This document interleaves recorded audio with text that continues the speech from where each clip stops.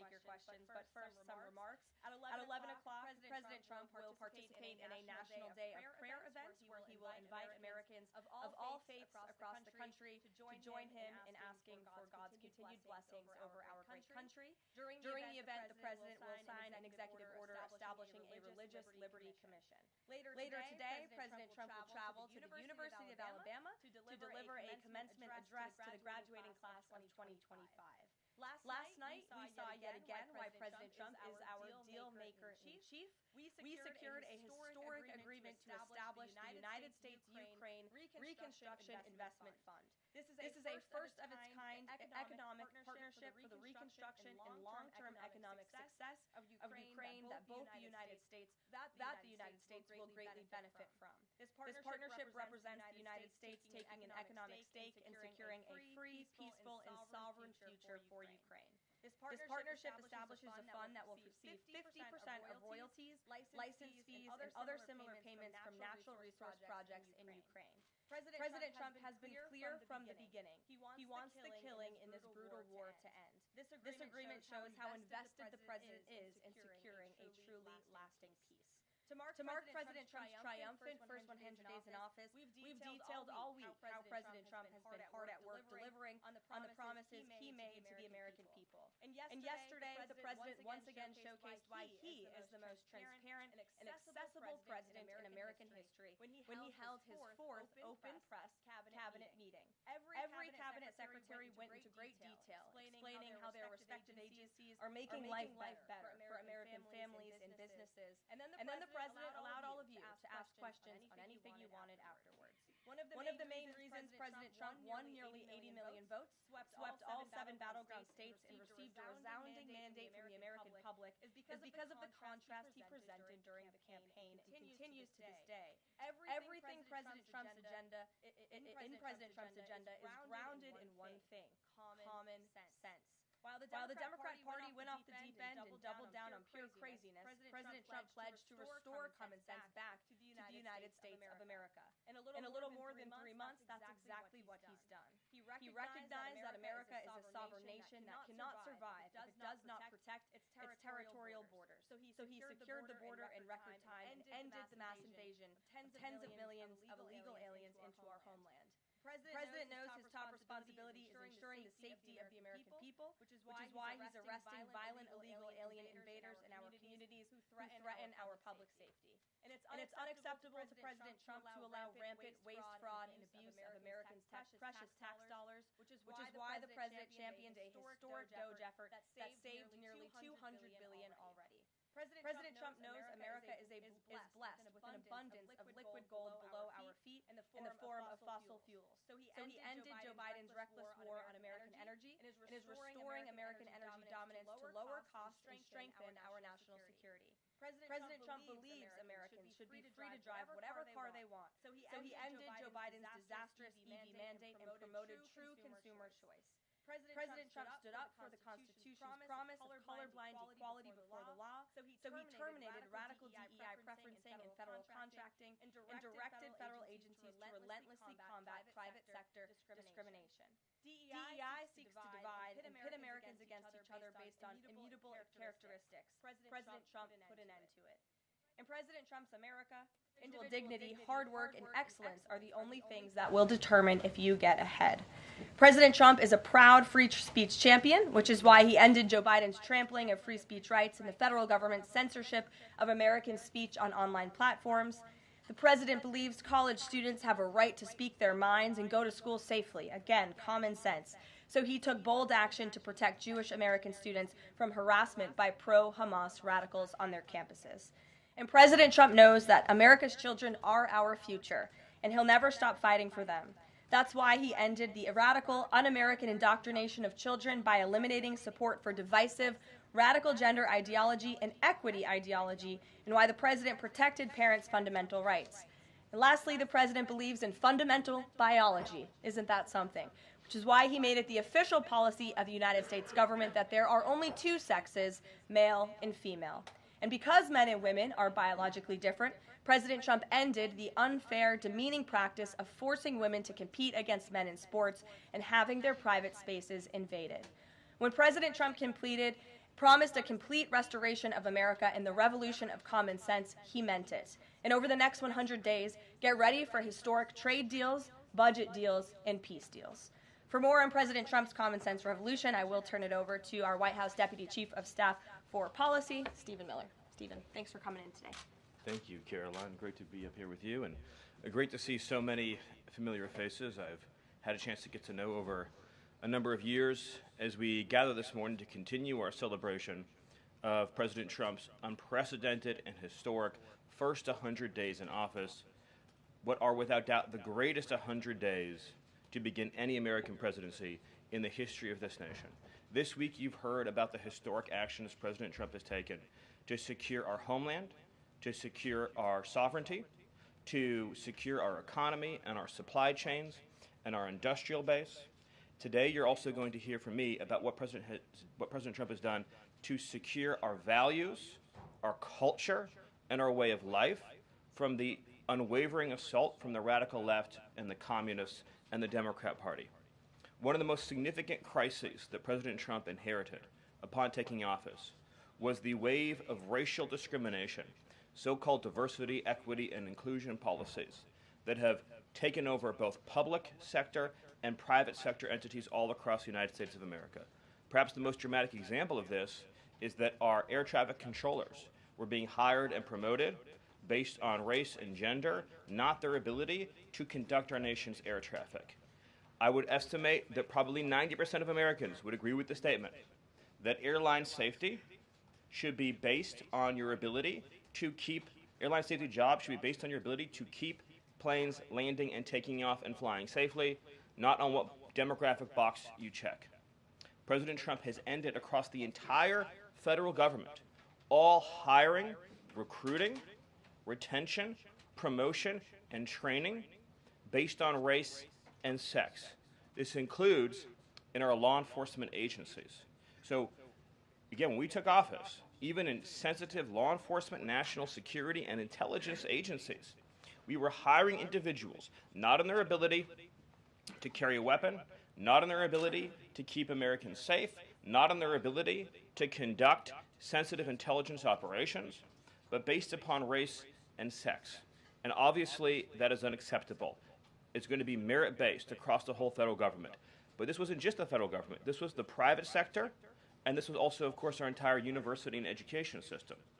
So President Trump's Department of Justice, working with other departments and agencies, have made clear that this administration is going to fully enforce Title VI, Title VII, and Title IX of our federal civil rights code. Discrimination based on race and sex is prohibited by law, and this administration will vigorously enforce that.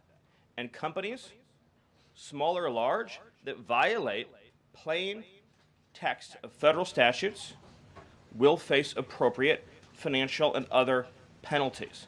This administration is not going to let our society devolve into communist, woke, DEI strangulation.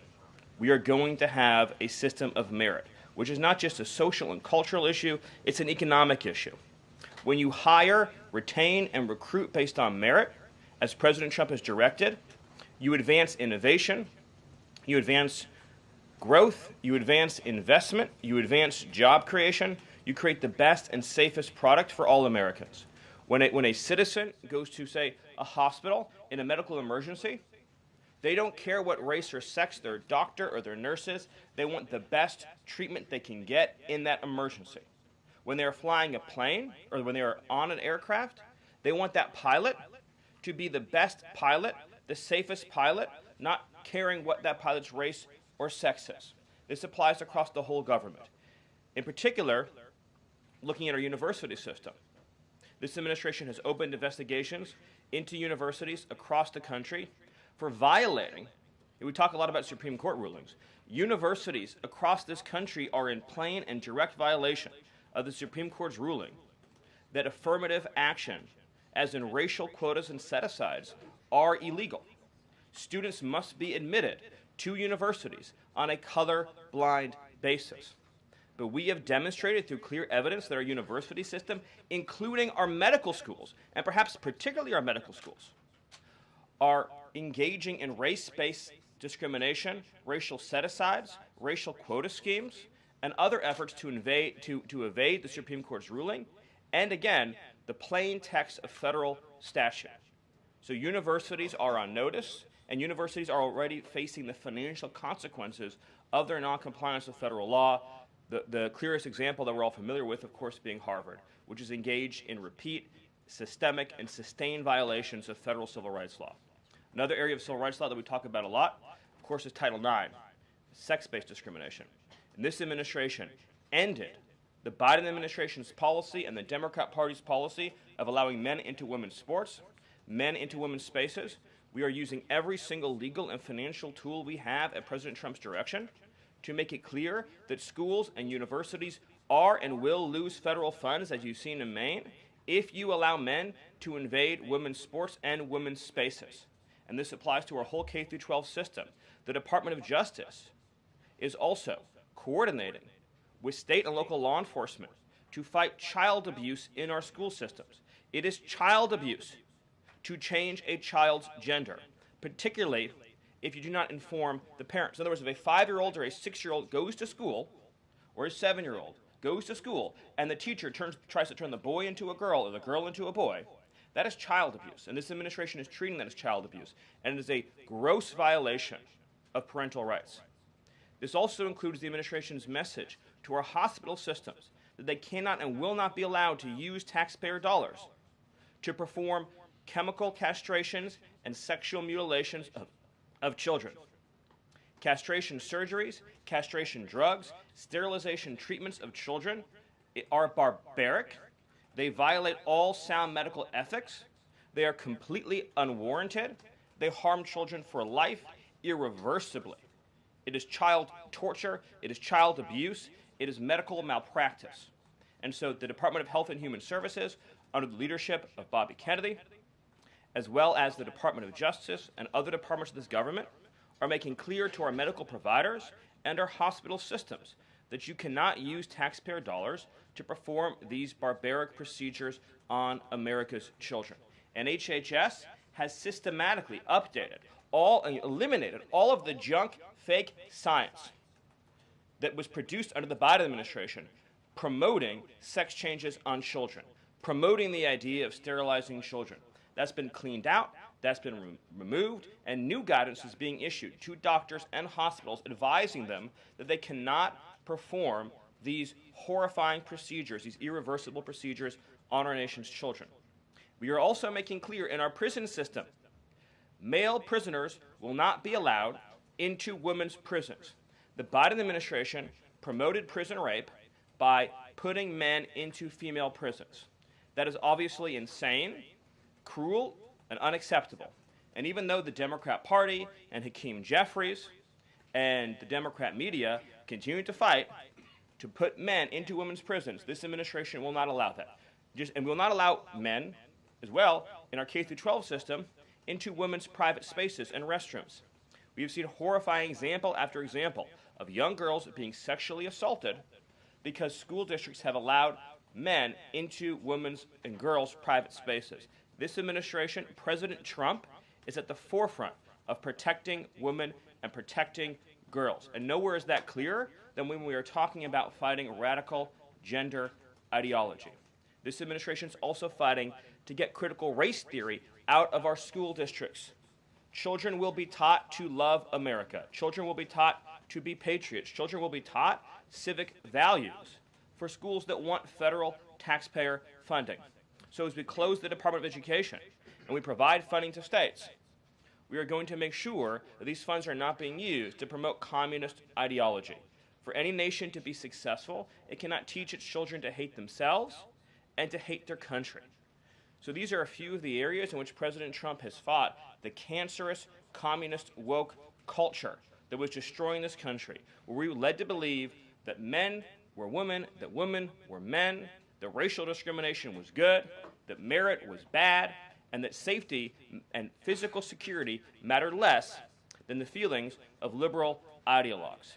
The president has also fought to return the Department of Justice to its core mission of protecting public safety and locking up violent criminals, instead of using the Department of Justice to target conservatives, to target Christians, to target people of faith.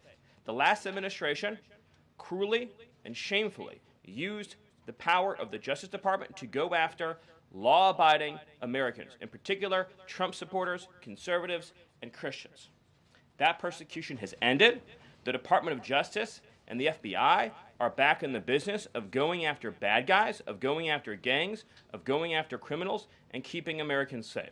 Let me just conclude before taking questions by noting that when you look at the sweep of the first 100 days, every single crisis that has afflicted America for years, sometimes decades, sometimes generations, this president has fought head on.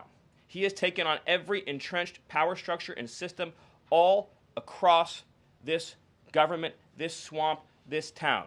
That includes, of course, the DOGE efforts to slash corrupt, wasteful government spending, graft, and corruption, and to stop billions of taxpayer dollars from going to radical left NGOs. These are left-wing nonprofits that are used to advance illegal immigration, to advance open borders, to advance gender ideology, and to advance all of this insanity that has been turning our country in the wrong direction for so many years. President Trump took head on the trade crisis afflicting this country with the destruction of our manufacturing and industrial base, the shameful betrayal of the American worker by Joe Biden and the globalists that sent all of our supply chains overseas. He took head on the catastrophe of mass, unlimited illegal immigration that was turning us into a failed third world state, and achieved the lowest level of illegal immigration in recorded history without even a close second. He took on the economic crisis afflicting this country by reopening American energy, by defeating inflation, by lowering gas prices, by ending the onslaught and reversing the onslaught of federal regulation, by reopening coal, shale, oil, natural gas, and fighting now for the largest tax cut and reform, and the largest deregulation reform, and the largest energy reform in American history. These are just some of the things that have ushered in the new golden age, along with his fight to restore the peace that we had for 4 years under the previous administration before Joe Biden sunk this planet into bloodshed and war in the Middle East, in Europe, and rising tensions in Asia. President Trump, in every area of conflict around the globe, has been fighting to restore peace, security, stability, harmony. So he inherited an economic catastrophe, a border catastrophe, a public safety catastrophe, and a cultural catastrophe. And in every case, he has reversed those catastrophes and brought America into the new golden age. So I thank you for your time, and I look forward to any questions you have. Awesome. Thank you, Stephen. And as always, we'll start with our new media seat today. Chris Bedford from the Blaze Media. Why don't you kick us off? Thank you very much. Stephen, what is the end goal of the China tariffs right now? Is the idea to open up the Chinese markets through a deal to a better market for exporting American goods to China, or is it a reconfiguration of global trade in a way that isolates China from free countries? No.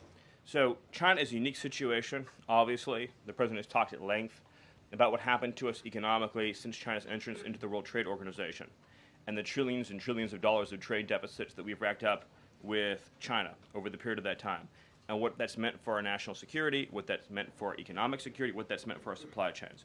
Obviously, right now, the Secretary of the Treasury is in the process of developing a plan that will answer the questions that you're talking about, but the president's goals have been very clear on these points, which is that he is not going to allow China to continue to steal our intellectual property, to continue to illegally dump and subsidize their goods in our markets, to manipulate their currency, to rack up an unsustainable trade deficit. We need to have a trade relationship with China that does not do harm to our nation's economic and national security. And that has to be the guidepost of any objective. At the same time, tariffs will bring significant revenue into this country that will allow us to pursue our dramatic plan of tax cuts and reforms. Awesome. Great. Bloomberg, go ahead. Hi.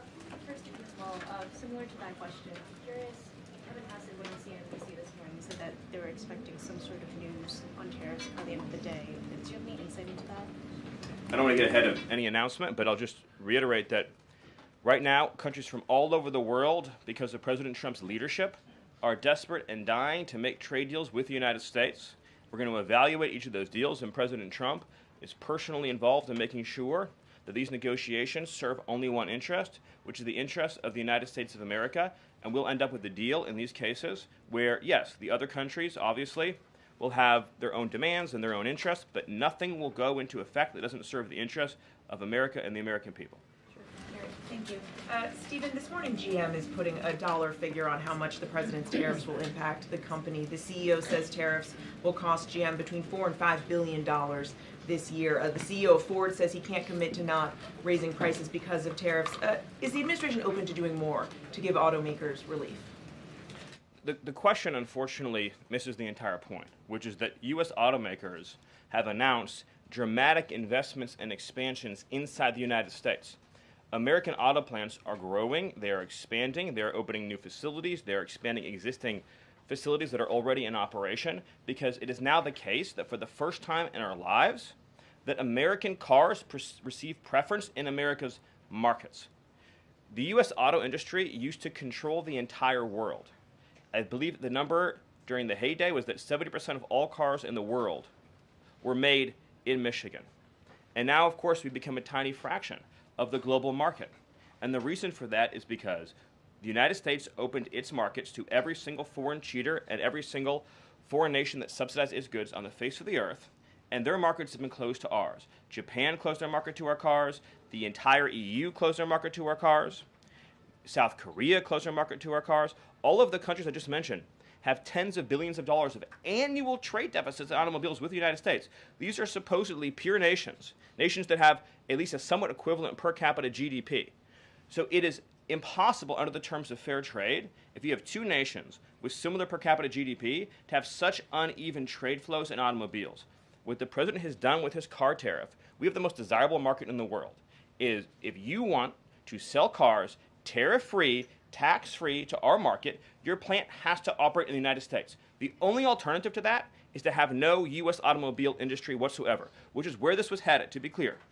If we stayed on this current path, within a few years, there would have been no U.S. automobile industry. And what little was left of it would have been in Mexico. Because U.S. auto companies have steadily been shifting their supply chains to Mexico, where they believe it is cheaper to make their products. In reality, it'll be cheaper to make them here because there'll be no tariff for anything made in the United States, and we'll have the cheapest energy and the best regulatory environment in the face of the earth. But in the meantime, while manufacturing ramps up, American consumers may pay more. Do you agree? Not on cars they won't, because again, there's now a massive economic incentive for automobile producers to expand production in the United States, and whatever they make here, there will be no tariff. We'll go to the back row. Go ahead. Thank you, Karoline. Today, the U.S. Chamber of Commerce released a letter to the Trump administration asking for small business tariff relief. They say that's necessary because in order to save small businesses and to stave off a recession. Stephen, is the administration considering small business tariff relief? The relief for small businesses is going to come in the form of the largest tax cut in American history. A tax cut, by the way, that every single Democrat is planning to vote against. They're voting for a tax hike on every middle-class family of about $4,000. The president has made clear that there will be 100% expensing for investment in the United States. Companies that invest in the United States will be able to deduct 100% of that cost from their tax liability. This will be the most pro-small business tax bill in American history. And at the same time, this is what you have to understand about the plan, is as they're able to do that, as they're able to reshore those supply chains, that also means they'll pay no tariff. So you'll have the lowest tax environment, and there'll be no tariff because their production and supply chains will be in the United States. So that's a no on tariff relief for small businesses in the short term? It's a yes on tax relief for small businesses. And again, you only pay the tariff for products that are made outside the United States. Edward. Yeah, thanks. So on the rare earth mineral deal that was signed last night, when can that deal be operationalized? What's the time frame? And what kind of leverage does that give Ukraine over Russia? I think the more important point about the Ukraine deal, and I would hopefully have an update for you soon on how quickly it can be operationalized, but we'll be moving at full speed, not only on that mineral deal, by the way, but on every mineral deal that this president has been unleashing. So we're opening up mines all across this country. We're also pursuing energy and mineral deals all over the world. Since the president issued his executive order also on deregulating coal, We've seen dramatic coal production increases already in the United States. So we're taking advantage of the trillions of dollars in coal wealth and mineral wealth that exists in the United States. We're a very mineral-rich country. But with respect to that deal, we'll move it and operationalize it as fast as we possibly can. But it's meant to pay back the United States, this is the key point, for the hundreds of billions of dollars that our taxpayers have spent subsidizing the war in Ukraine. So it is repayment to the United States, and that's one of the most important points to understand about it. What's the leverage? Does it give? What kind of leverage does it give? The president's goal, again, is to end the killing, to achieve a peace settlement. That remains, of course, the overriding objective. Thank you so much, Karoline. Thank you, Stephen. Thank you. This administration has stressed the need for price transparency for things like healthcare bills and concert tickets. So why is it a political and hostile act for Amazon to display price transparency on consumer goods? Well, I think it's the wrong way of looking at it, which is why would, first of all, that proposal is gone now, but why would Amazon, of all the different things that go into a theoretical price input, right? For example, does Amazon list the cost of California's regulations on everything made in California? Anything you make in California, you have a massive price increase because of the healthcare regulations that are unworkable in that state, because of the labor regulations that are unworkable in that state, because of the subsidies that go to illegal aliens in that state, because of all the bureaucracy. So anything being produced in California has a massive built-in price hike. So why wouldn't Amazon have a list saying if you purchase it in California instead of in Alabama, this is the premium that you pay? That you pay. This was a clear attempt by whoever proposed it originally, I don't know, because Amazon says they were never going to do it, to try to undermine our trade negotiations with China. I'll make another important point on this, which is that there's been many complaints about the fact that there are a lot of products that are sold on Amazon that are actually ripoffs of American products that are then stolen by China, and then they take our IP and they put them into products to try to undersell our manufacturers. So to the extent that we are engaged in labeling issues on Amazon, I would say that would be the most significant one to fix, is making sure we're not undercutting American consumers. And then one on Abrego Garcia, please. The administration is reportedly inquiring about his return. Is that to check a box for compliance, or does President Trump want him back on U.S. soil, or both? So, as Secretary Rubio said yesterday in the cabinet meeting, this administration is not going to publicly discuss the inside details of our foreign policy and negotiations with a foreign country. And in particular, we are not going to allow a district court judge to try to become the Secretary of State. Secretary Rubio is the one who, under his leadership and direction at the State Department, is managing the day-to-day relationship with El Salvador. Let's just take a moment, number one, to express our gratitude to El Salvador for agreeing to take some of the most dangerous terrorists off of America's streets and to put them into a safe environment where they cannot continue to engage in acts of terrorism or coordination with the Maduro regime. You may have seen recently an FBI assessment that was unclassified that said that the Maduro regime is using and planning to use trained Aragua terrorists to carry out assassination plots on American soil. Now, very few in this room covered that. I'll let you all ask yourselves why you didn't cover it and why your editors didn't assign that story to you. Something I think you should think about on your own. But this is a earth-shattering piece of news. The Biden administration imported a terrorist army that our own FBI assesses is planning assassination strikes on American soil against critics of the Maduro regime. Those are the terrorists that President Trump is finding and apprehending that our Democrat judges and Democrat activists are trying to keep on U.S. soil. Train de Aragua has the same legal status as Al-Qaeda and ISIS. MS-13 has the same legal status as Al-Qaeda and ISIS. These are foreign terrorists operating on our soil. And our gratitude to El Salvador for agreeing to take custody of these terrorists is immense. With respect to the case that you mentioned, there has now even been more evidence that has been made public of this person's violent, repeated threats and assaults against his spouse. Someone who had repeated, documented human trafficking and human smuggling offenses. Somebody that has extensively documented membership in MS-13, a terrorist organization, and of course he had MS-13 tattooed on his knuckles. This is a person that was a clear and present danger to the safety of the American people.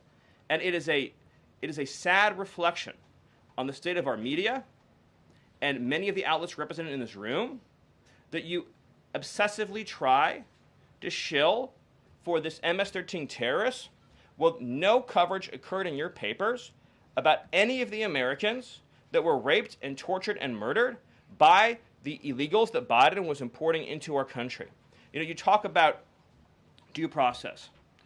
The Biden administration made the decision to give extensive due process to 2 trained Nicaragua terrorists that were apprehended at the border just a couple years ago.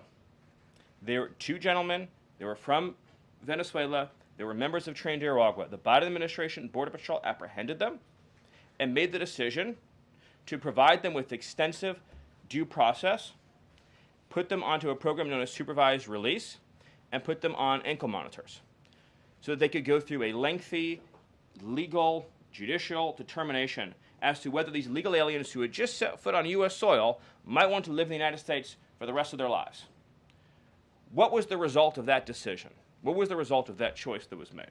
Those 2 men kidnapped a young girl named Jocelyn Ungary from her family.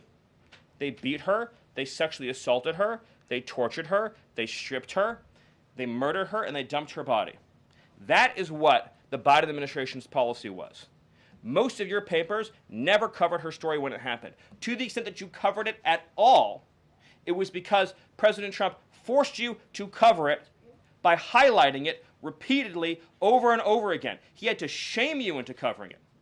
And each and every one of you that sides over and over again with these MS-13 terrorists, to the extent that you have the financial means to do so, you all choose to live in condos or homes or houses as far away from these kinds of gangbangers as you possibly can. If I offered any one of you a rent-free home with no taxes to pay in any of these gang neighborhoods, and I said your neighbors are MS-13 terrorists or Mexican mafia or Sinaloa cartel or trained Nicaragua, I couldn't pay you to live there. But yet you, with your coverage, are trying to force innocent Americans to have these people as their neighbors, and that one day their daughter may be abducted from their home and raped and murdered. So you're not going to get an ounce of sympathy from this administration or President Trump for the terrorists who've invaded our homes and our country. Awesome. Thank you. Peter, we'll take a couple more questions. A couple questions on DOGE, of course, because that's the topic that you're here to speak about. But I want to ask you one other question about the topic of prices. We heard from the president on this just yesterday, right now, on prices and the risk that there could be some short-term, as he said, shortages. He was referring specifically to dolls. What do you tell Americans right now, Stephen, who say they can't afford to, in the president's words, be patient? Americans who voted for President Trump on his promise that he would lower prices across the board on day one. But he did lower prices across the board on day one. Well, grocery prices last month went up 0.4%, of course. So I mean, just across the board, not exclusively eggs. Inflation, as you would acknowledge, is down substantially. Gas prices are down substantially. The new GDP report showed a 22% record increase in investment in the United States of America. So all of the, and don't even, egg prices, of course, which was all you guys talked about for a few days, I think are down like 80%. The reality is that we can either surrender economically to China, or we can reclaim and reshore our manufacturing base and our industrial needs. And it's not just China. In the event of any national emergency, this is the president's first duty as commander-in-chief. In the event of any national emergency, we cannot be reliant on foreign countries for steel, aluminum, energy, technology, any of the essential components that we need to keep this country running. He is fulfilling his duty as commander-in-chief that every president before him had failed to fulfill or even actively betrayed. And despite inheriting all of this, as I mentioned, inflation down, jobs up, and particularly, by the way, jobs for American workers. So for the first time, you look at these jobs reports, the government workers are going down, which artificially, of course, increased previous job totals.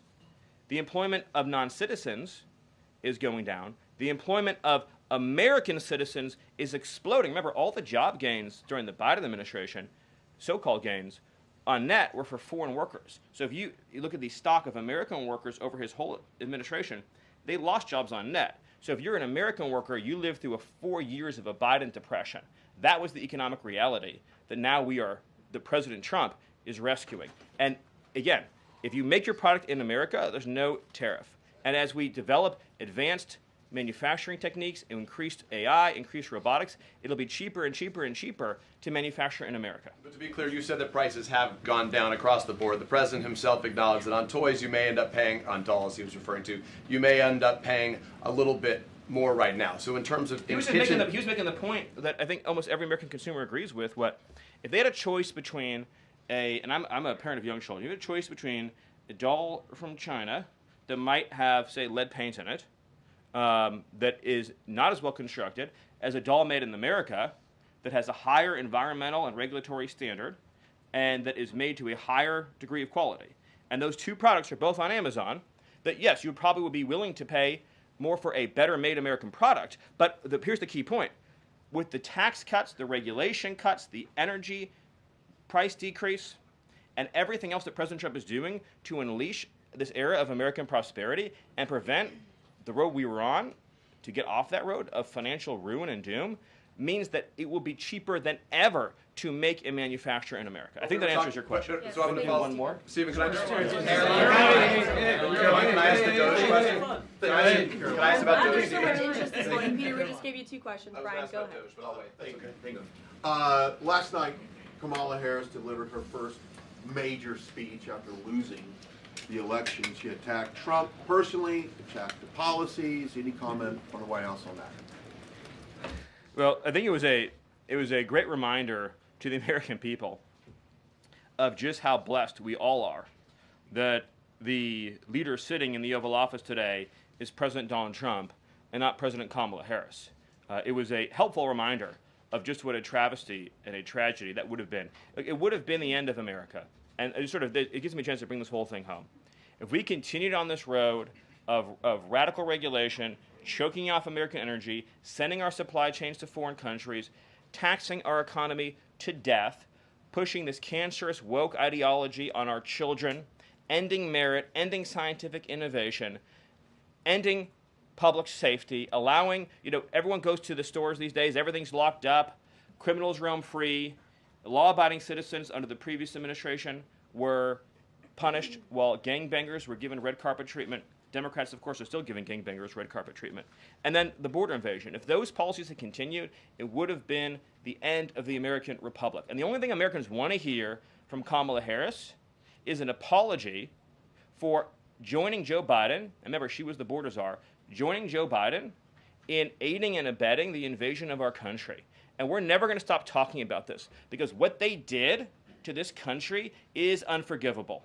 It is an eternal stain on the Democrat Party. Every day we read another story. Every day we arrest another alien they let into this country who raped a child, who beat a woman within an inch of her life, who murdered a mom, who murdered a dad, who trafficked drugs into this country, who trafficked fentanyl into this country, who are responsible for dead and slaughtered Americans. And I don't know what's broken in the Washington press corps, that none of that moves them emotionally. The only thing that gets them exercised is, do we need to have more trials for terrorist supporters? Do we need to have more trials for gangbangers? Do we need to have more trials for illegal alien invaders? Even though Congress and the Constitution clearly say that you can expel invaders and illegal aliens quickly, efficiently, and properly. This president has literally saved America, and I could not be prouder. I could not be prouder, as I know Karoline feels the same way, to come every single day to this building where we have a leader sitting in office whose first, last, and every thought is the safety, prosperity, security, and sovereignty of the citizens. That's an important word, people. Citizens of this republic. Thank you all. Thank you, Steve. Thank you for your time. Thank you, everyone. And just to add on the Kamala Harris point, I think I speak for everyone at the White House. We encourage Kamala Harris to continue going out and do speaking engagements. You'll hear from the president at 11 o'clock. See you guys later. A report, the president's planning to fire Mike Waltz. You guys have a response? Why haven't you nominated a single judge?